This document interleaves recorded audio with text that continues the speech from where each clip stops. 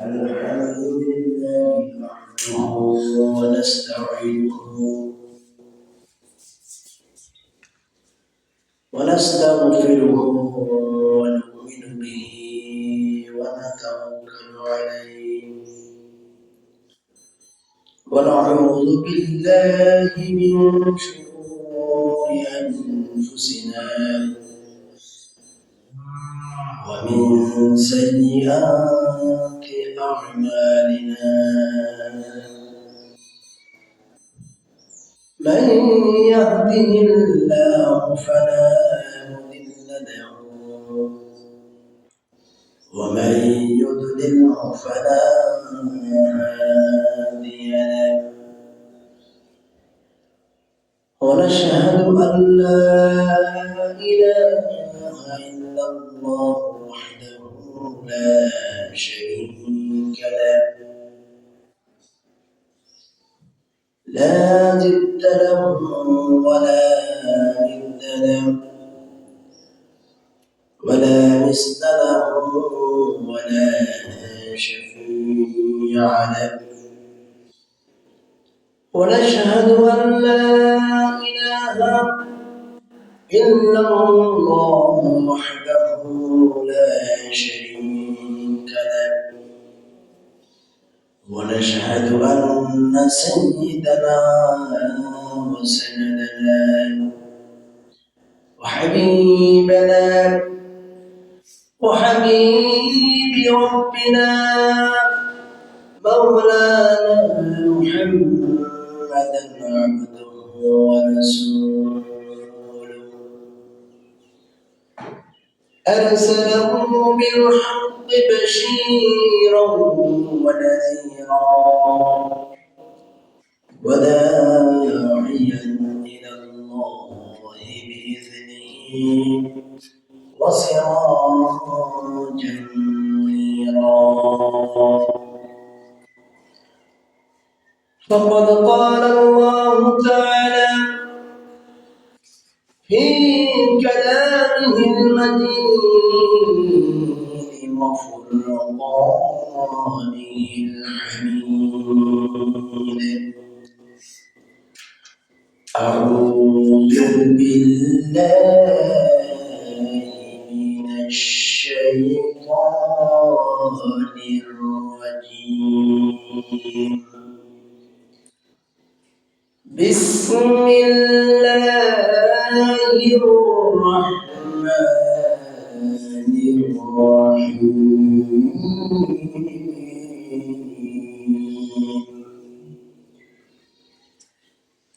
يا أيها الذين آمنوا كتب عليكم الصيام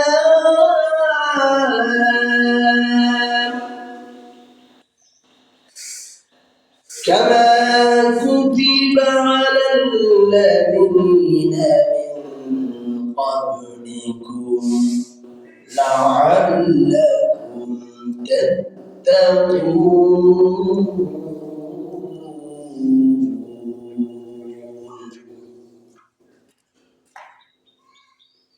وقال رسول الله صلى الله عليه وسلم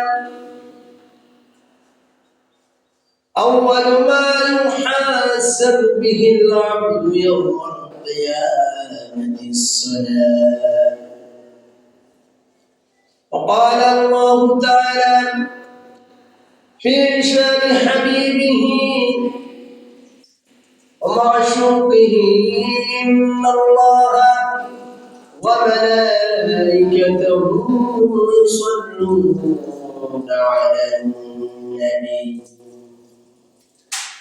يا أيها الذين آمنوا صلوا عليه وسلموا تسليما اللهم صل على محمد وعلى آل محمد كما صليت على إبراهيم وعلى آل إبراهيم إنك حميد مجيد.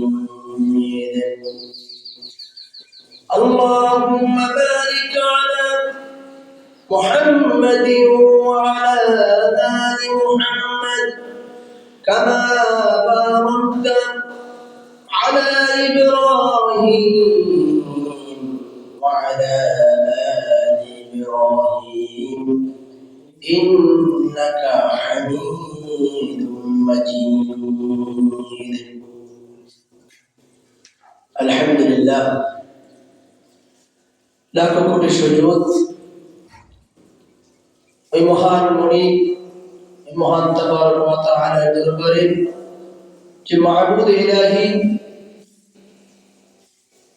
আমাদেরকে হায়াতে জিন্দেগিতে সুস্থতার সাথে আল্লাহর ঘর মসজিদে তার হুকুমের গোলামি করার জন্য নির্বাচিত করে এনেছেন, ওই মহান রবের দরবারে জবান খুলে সবাই শুকরিয়া আদায় করে বলি আলহামদুলিল্লাহ।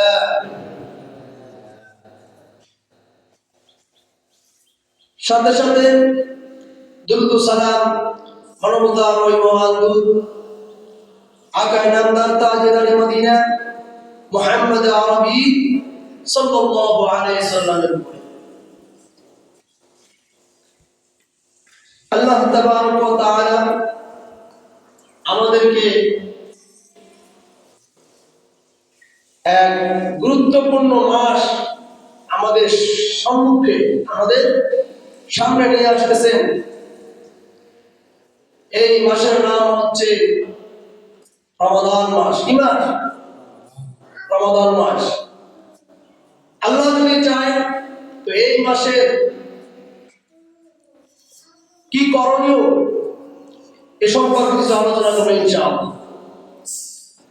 আল্লাহ তাবারক ওয়া তাআলা এই মাস সম্পর্কে কোরআনে কারীমের মধ্যে বলেন, ইয়া আইয়ুহাল্লাযীনা আমানু কুতিবা আলাইকুমুস সিয়াম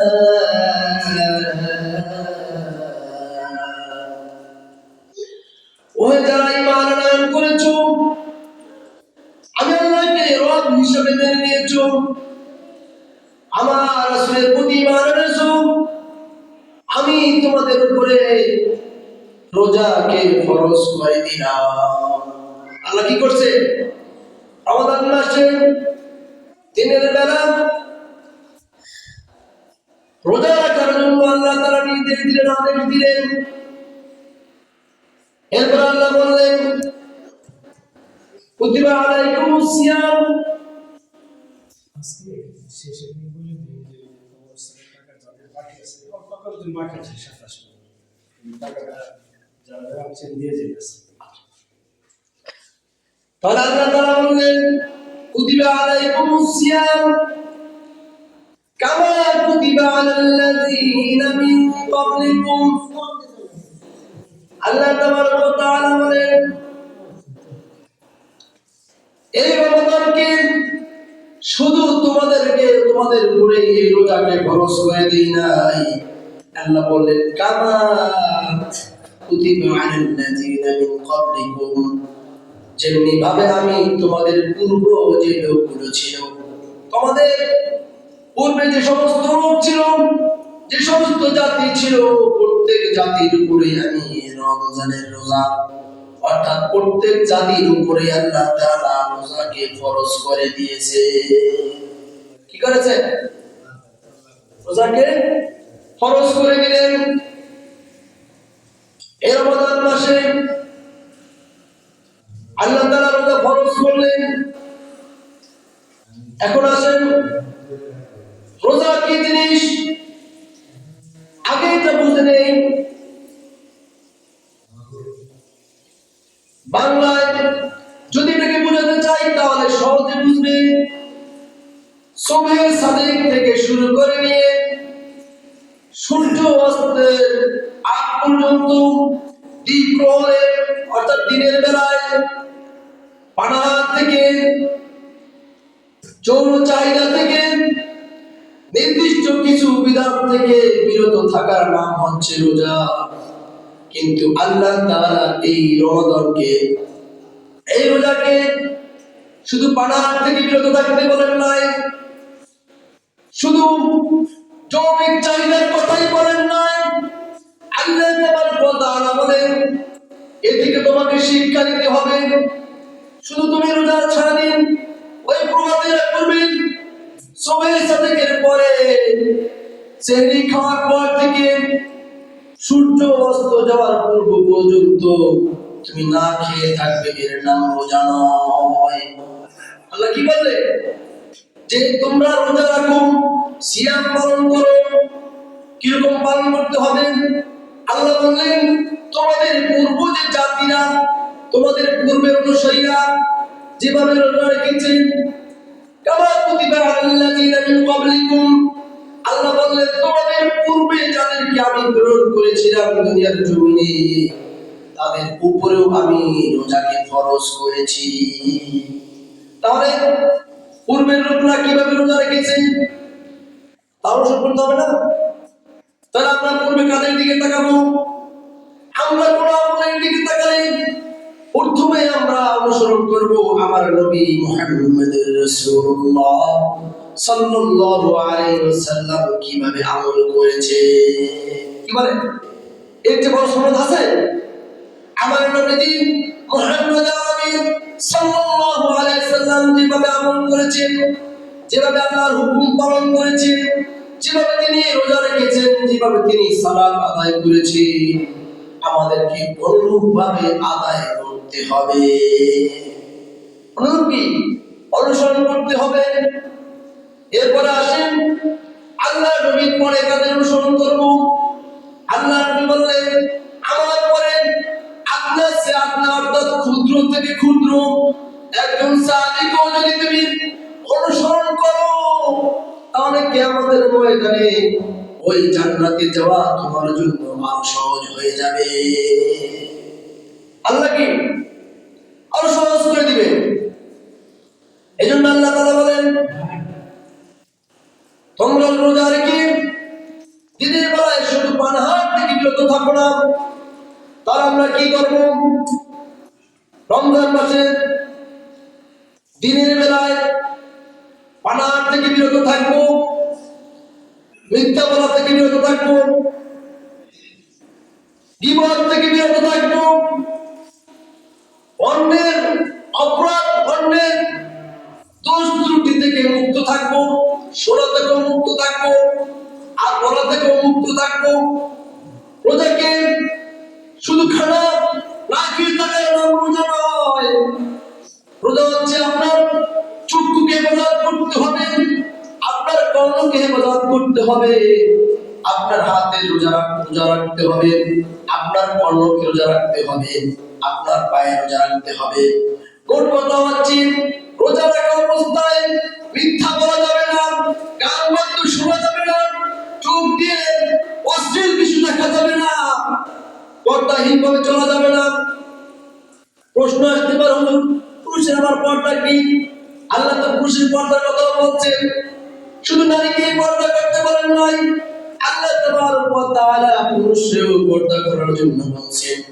আল্লাহ বলেন কুল্লিল মুমিনাতি ইয়াগুদুনা মিন আবসারিহিন্না ওয়া ইয়াহফাজনা ফুরুজাহুন্না, আবার কুল্লিল মুমিনিনা ইয়াগুদুনা, নর-নারীকেও বলছেন চক্ষুটা হেফাজত করার জন্য, আবার পুরুষদেরকেও বলছেন, মুমিনদেরকেও বলছেন তোমরা তোমাদের চক্ষুটাকে হেফাজত করো পরনারী থেকে।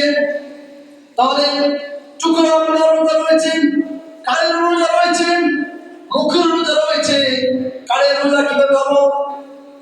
রোজা রাখা অবস্থায় মিথ্যা কথা যেমন বলা যাবে না, তেমন শোনাও যাবে না।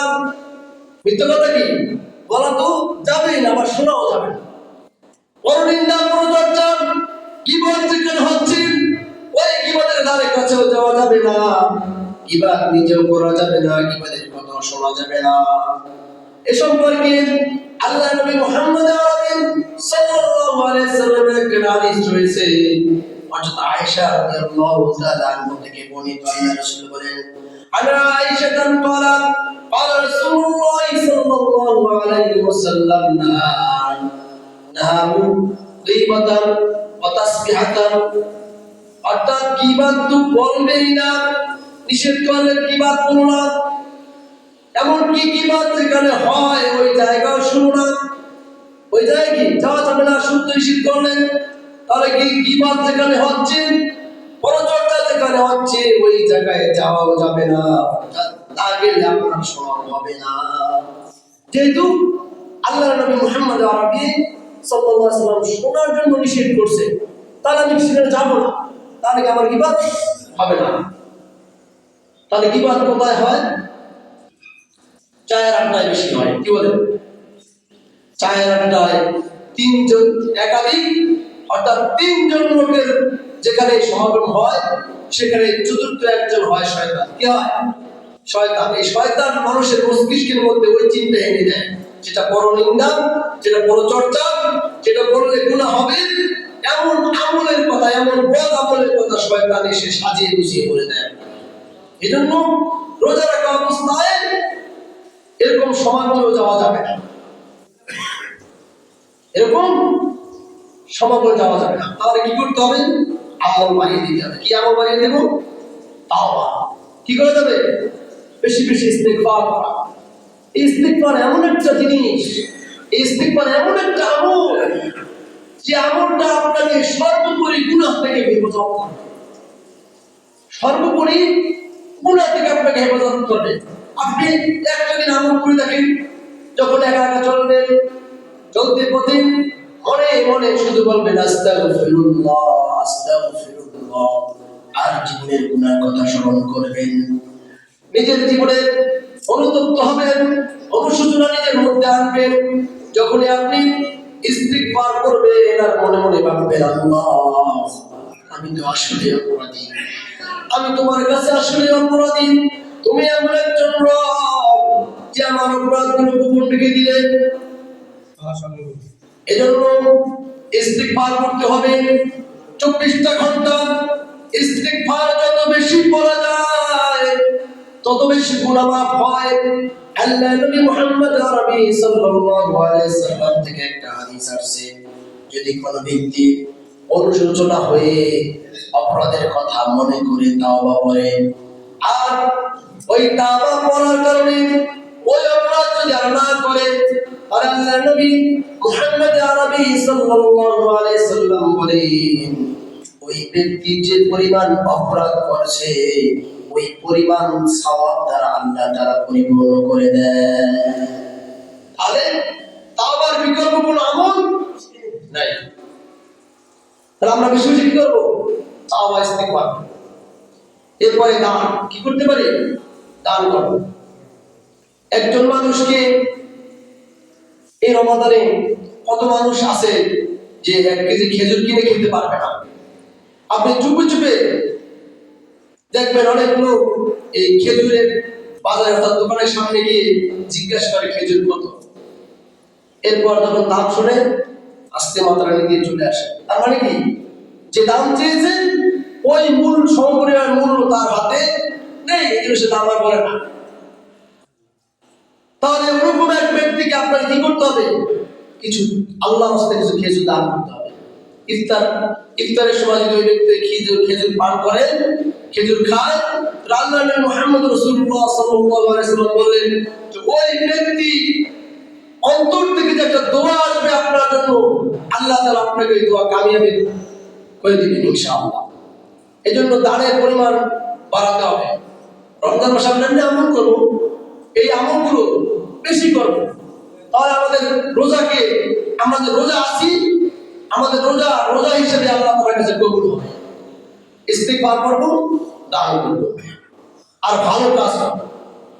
ভালো কাজ কি? ভালো কাজ অনেক ধরনের আছে আমাদের সমাজে, অনেক ধরনের ভালো কাজ আছে যেগুলো আমরা দেখি কিন্তু করি না।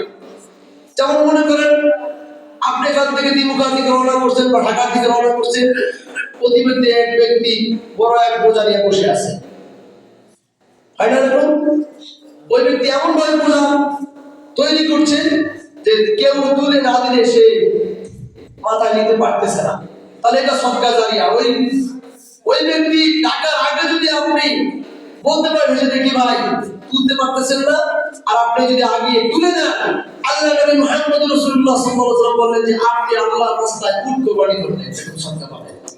সুবহানাল্লাহ। তাহলে ভালো কাজগুলো আমরা করব।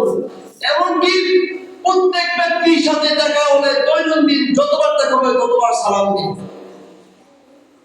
যদি সালাম দেই, তাহলে আল্লাহ রাসূল সাল্লাল্লাহু আলাইহি ওয়াসাল্লাম বললেন তিনটা লাভ আছে আমাদের সালামের বিনিময়ে করলে। তিনটি লাভ আছে। প্রথমত লাভ হলো সালাম দিলে আমরা নেকি পাবো। কি পাবো? নেকি পাবো। দ্বিতীয়ত হচ্ছে আমরা আমাদের ভ্রাতৃত্ব অটুট হবে। আমাদের ভ্রাতৃত্বটা কি হবে? ভ্রাতৃত্বের বন্ধনটা আমাদের অটুট হবে।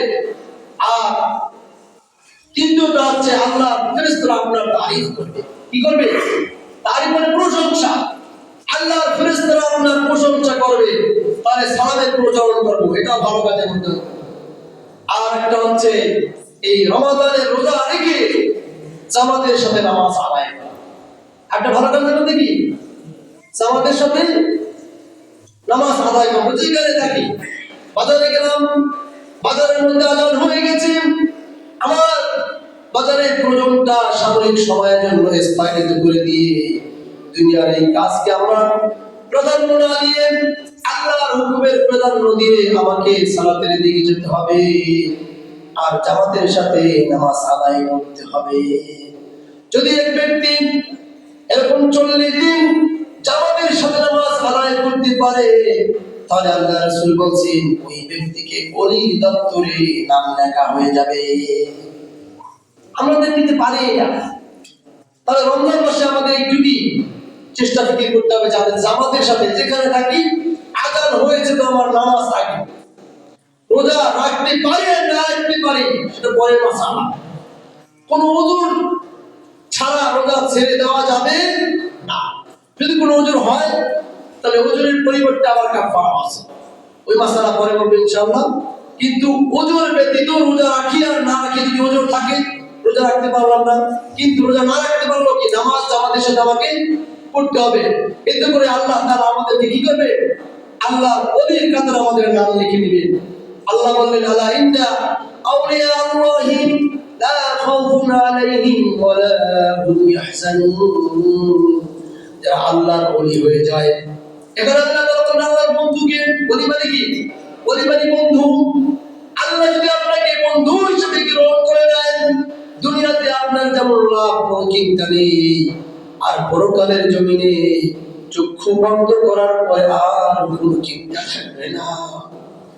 আল্লাহ যদি আপনাকে আমাকে বন্ধুর স্বীকৃতি দেন, আল্লাহ যদি একবার বলে ফেরেশতারা এই যে মাইয়ের মৃত্যুবরণ করলো এ আমার বন্ধু ছিল, ও আমাকে সন্তুষ্ট করার জন্য দুনিয়ার জমিনের কাজকে তুচ্ছ তাচ্ছিল্য করে যখন আমার আজান হয়েছে, ওই বান্দা দুনিয়ার কাজকে গুরুত্ব দেয় নাই, আমি আল্লাহকে পাওয়ার জন্য আমাকে বন্ধু ভেবে দুনিয়ার জমিনে যেখানে মসজিদ ছিল সেখানে লুটে পড়ছে।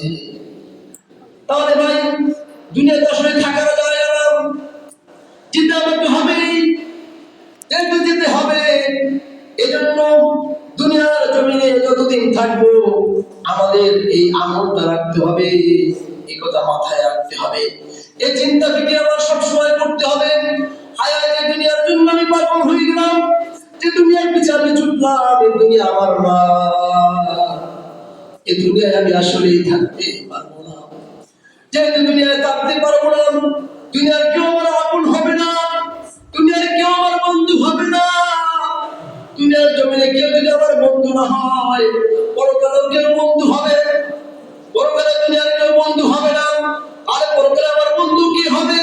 তাকে অনুসন্ধান করেন, তাকে অনুসন্ধান করে নেন। আল্লাহ ব্যতীত দুনিয়ার জমিন আর পরকালে মৃত্যুর পরে বন্ধুর রূপে কাউকে পাবেন না। আরেকটা ভাবে এসেছে আপনার আমল, কাকে বন্ধু রূপে আপনার আমলকে আপনি পাবেন। আর এই রমজানকে আমরা পেয়ে যদি আমাদের আমলের পরিমাণ বেশি না করতে পারি, তাহলে আমরা হতভাগা হয়ে যাব। আল্লাহ নবী মুহাম্মদ আরবি সাল্লাল্লাহু আলাইহি ওয়াসাল্লাম একদিন জুমার নামাজের মধ্যে খুতবা দিতেছিলেন। আল্লাহ নবী মেম্বারে দাঁড়িয়েছেন, প্রথম সিঁড়িতে পা দিয়েছেন। এই যে মেম্বার তিনটা সিঁড়ি না? আচ্ছা, মেম্বারে মাসালা পরে একদিন বলবেন ইনশাআল্লাহ। তো আল্লাহ নবী মেম্বারে প্রথমে পা দিলেন, দ্বিতীয়বার পা দিলেন, তৃতীয়বার পা দিলেন। প্রত্যেকবার পা দিয়ে বলেন আমিন। জিজ্ঞাসা করলেন, দ্বিতীয়বার আবার যখন দ্বিতীয় স্থানে পা দিলেন তখন আমিন বললেন। তৃতীয় স্থানে যখন পা দিলেন তখন আমিন বললেন। আল্লাহর নবীর সাহাবীরা জিজ্ঞাসা করলেন, ইয়া রাসূলুল্লাহ, আপনি তিনবার আমিন বললেন আর তিন জায়গায় পা ফেললেন, ব্যাপারটা তো বুঝতে পারলাম না। আল্লাহর নবী মুহাম্মদ আরবি সাল্লাল্লাহু আলাইহি সাল্লাম বললেন, সাহাবীরা, এইমাত্র আমার কাছে জিবরাইল আসছে। জিবরাইল এসে আমাকে বললেন, আল্লাহর নবী, আমি যখনই প্রথম স্থানে পা দিয়েছি তখনই আল্লাহর পক্ষ থেকে জিবরাইল এসে বললেন, আল্লাহর নবী, দুনিয়ার জমিনে যে বাবা আমাকে পেয়ে জান্নাত অর্জন করতে পারলো না, আল্লাহর পক্ষ থেকে সিদ্ধান্ত সে ধ্বংস হোক। আল্লাহ নবী আমিন বলে নিলেন। এরপরে যখন দ্বিতীয় স্থানে পা রাখলেন তখন আল্লাহ নবী হযরত জিবরাইল আলাইহিস সালাম বললেন, রমাদান মাস পেয়ে যারা নিজেদের গুনাহ মাফ করতে পারলো না, জান্নাত অর্জন করতে পারলো না, জাহান্নামকে হারাম করতে পারলো না, আল্লাহ নবীর কাছে এসে জিবরাইল বলে, আল্লাহ নবী, ওই ব্যক্তিগুলো ধ্বংস হয়ে যাক। আল্লাহ তাআলা যদি বলেন ধ্বংস হয়ে যাক, আল্লাহ নবী যদি আমিন বলে ফেলেন, একবার ভেবে দেখেন জীবনে কত রমজান চলে গেল, একবার কি ভেবেছি আমার গুনাহ অপরাধ ক্ষমা করতে পারতেছি কিনা, আমার গুনাহ ক্ষমা হলো কিনা, আমি জান্নাতকে অর্জন করতে পারলাম কিনা, আমার পক্ষ থেকে আমি জাহান্নামীদের দপ্তর থেকে আমার নাম কাটতে পারলাম কিনা। তাহলে আল্লাহ নবী তো মেম্বারে দাঁড়িয়ে যখনই বললেন, মেম্বারে দাঁড়িয়ে যখন এভাবে বললেন আমিন, আর জিবরাইল সালাম যখন বলছেন, আল্লাহ নবী, রমাদান মাস পেয়েও যারা আল্লাহর কাছে জান্নাত অর্জন করতে পারলো না আর জাহান্নাম থেকে নিজেদের নামকে কাটাতে পারলো না, তারা ধ্বংস হয়ে যায়। তার এই রমাদান আমাদের কাছে আসতেছেন, ওই রমজান এসে যদি আমরা ওই আমাদের গুনাহকে মাফ করাতে না পারি, আমাদের স্থান যদি জান্নাত অর্জন করতে না পারি, আমরা যদি জান্নাতি না হতে পারি, জাহান্নাম থেকে আমাদের নাম যদি না কাটাতে পারি, আল্লাহ নবী বললেন, আল্লাহ বললেন, তারা ধ্বংস হয়ে যায়। তাহলে আমরা কি ধ্বংস কামনা করবো কিনা? আমরা তো আমাদের ধ্বংস কামনা করতে পারি না। কোন মানুষ, বিবেকবান মানুষ, তার নিজের জায়গাকে জাহান্নামের স্থান দিতে পারে না, কষ্টদায়ক স্থানে রাখতে পারে না। এজন্য ভাই, এই রমাদান আমাদের কাছাকাছি চলে আসছে, হয়তো কাল পরশুদিন রোজা শুরু হয়ে যাবে। এই জন্য আমাদের বেশি বেশি প্রিপারেশন নিতে হবে। দুনিয়ার ব্যস্ততাকে একটু তুচ্ছ করে দেন। দুনিয়ার জমিনে দেখেন, ঋতু আসে, বসন্তের ঋতু, বসন্ত আসে না? বসন্ত আসলে দেখবেন সমস্ত পাতা ঝরে যায়, গাছের পাতা ঝরে যায়। আল্লাহ নবী সাল্লাল্লাহু আলাইহি সাল্লামের সাহাবীরা বলেন, এই রমজান আসলো না জানো গুনাহ মাসে গুনাহ ক্ষমা করার বসন্ত চলে আসলো। এই বসন্ত গুনাহ ক্ষমা করার বসন্ত, এই বসন্ত হচ্ছে নিজের জীবনের গুনাহকে ছড়িয়ে জান্নাতে নিজের স্থান দেওয়া, জান্নাতে অধিবাসী করে দেওয়া, আল্লাহর কাছে ক্ষমা মাগফিরাত কামনা করা, বেশি বেশি ইস্তিগফার করা। তাহলে আমাদের সামনে কি সেই রমাদান, যদি আল্লাহ তাআলা আমাদের হায়াত রাখেন। এজন্য আল্লাহ নবী মুহাম্মদ আরবি সাল্লাল্লাহু আলাইহি সাল্লাম রমজান মাস আসার 2 মাস আগ থেকেই বলতেন, আল্লাহুম্মা বারিক লানা ফি রজব ওয়া শাবান ওয়া বাল্লিগনা রমাদান। আল্লাহ নবী বলতেন, আল্লাহ তাআলা, তুমি আমাদের শাবান আর রজব মাসের বরকত দান করো, আর রমাদান পর্যন্ত আমার হায়াতকে বাড়িয়ে দাও। কেন বলতেন আল্লাহ নবী হায়াত বাড়ার কথা? এজন্য বলেছেন যে রমজান মাস পেলে আমি আমার গুনাহকে ঝরিয়ে নিতে পারবো, আমার গুনাহ খাতা কমে নিতে পারবো, আমি জাহান্নাম থেকে মুক্তি পাবো, আমি ইবাদত করার সুযোগ পাবো, হাজার বছরের ইবাদত করার সুযোগ পাবো। এই জন্য আল্লাহ নবী বারবার এই দোয়া করতেন, 2 মাস ধরে দোয়া করতেন, আল্লাহুম্মা বারিক লানা ফি রজব ওয়া শাবান ওয়া বাল্লিগনা রমাদান। বারবার বলতেন, আল্লাহ আমার হায়াতকে আপনি রমজান পর্যন্ত বাড়িয়ে দেন। আর এই রমজান পর্যন্ত বাড়িলে কি হবে, যে রমজানে আমি যদি মারা যাই, আল্লাহ নবী বলেছেন আমি শাহাদাত বরণ করলাম। দেখুন মাসুম হয়ে মারা গেলাম, তাহলে আমরা যদি রমজান পেয়ে আমাদের গুনাহকে মাফ করাতে না পারি, তাহলে আমাদের মতো হতভাগা, কপাল পোড়া আর জাহান্নামী দুনিয়ার জমিনে থাকা আর না থাকা সমান। ভাই, এজন্য বলি যে দুনিয়া আসলে থাকার জায়গা নয়, এই রমজান মাস আমলের জায়গা। এজন্য আমল করার প্রিপারেশন নিব, দুনিয়ার ব্যস্ততাকে তুচ্ছ করে দিব ইনশাআল্লাহ। রাজি আছি তো সবাই? ইনশাআল্লাহ। আল্লাহ তাআলা আমাদের সবাইকে এই রমাদান মাসের ফজিলত বরকত আমাদের সবাইকে নসিব করুন। আমিন। ওয়া আখিরু দাওয়ানা আলহামদুলিল্লাহি রাব্বিল আলামিন। আসসালামু আলাইকুম ওয়া রাহমাতুল্লাহি ওয়া বারাকাতুহু। যা সুন্নাত পড়ে নিন, 4 রাকাত।